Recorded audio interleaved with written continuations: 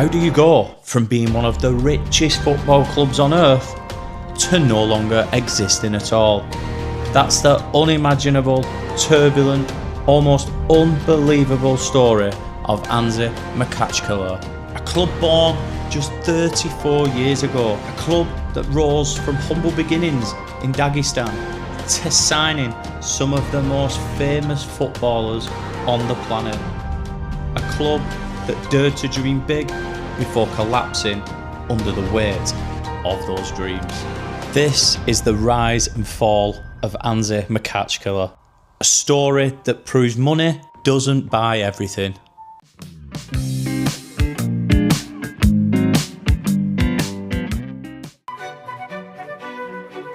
The year is 1991 and the Soviet Union is on the brink of collapse. And in the city of Makhachkala, two men, Makarov and Magomedov, found a football club called Anzhi. In the local language, the name means pearl, and right away, this pearl shines. In their very first season, Anzhi go unbeaten, 16 wins in 20 matches, but as the Soviet Union dissolves, the football world around them changes fast.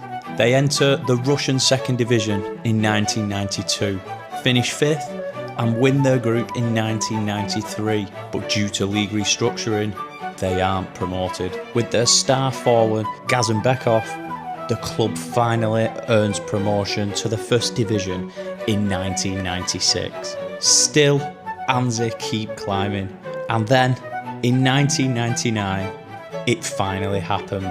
Anzhi win the first division and reach the Russian Premier League.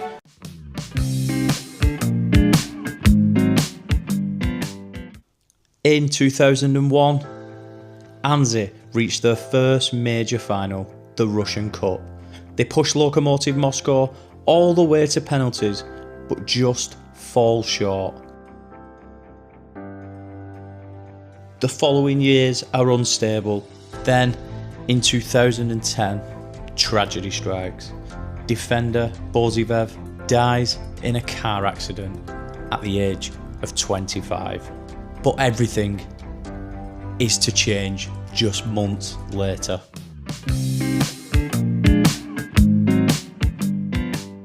Anzhi Makhachkala is purchased quietly and quite controversially by billionaire Suleyman Kerimov.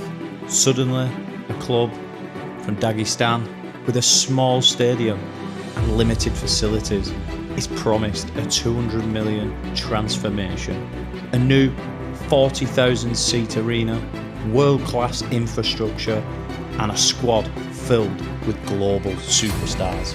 And then the signings begin.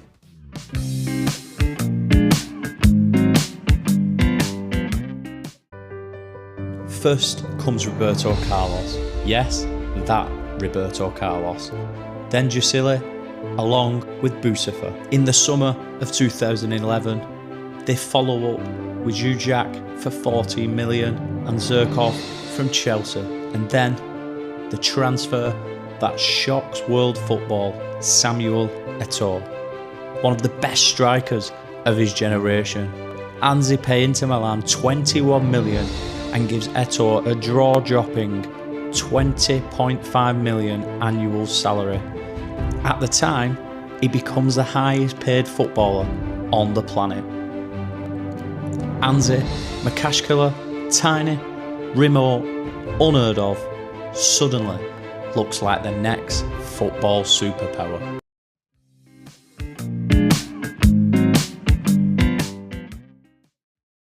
Chaos brews. The manager is sacked. Roberto Carlos becomes a player manager. Yuri Krasnozan is hired, then sacked without coaching a single game. Gus Hiddink arrives to steady the ship. And on the pitch, things look quite promising. A 5th place finish, Europa League qualification, a 3rd place finish for next season, wins over Hanover, and even a famous victory over European giants Liverpool. The project seems to be working, but in 2013, everything collapses.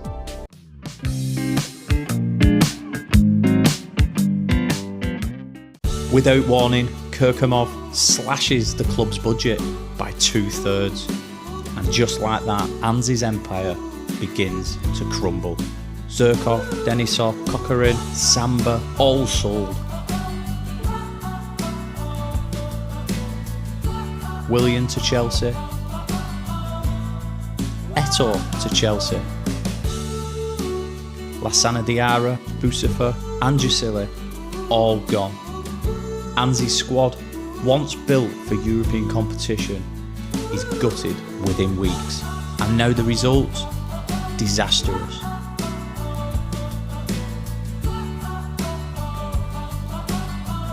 Three wins, 20 points, dead last in the league, one of the worst last place records in European football history. The billionaire dream is over.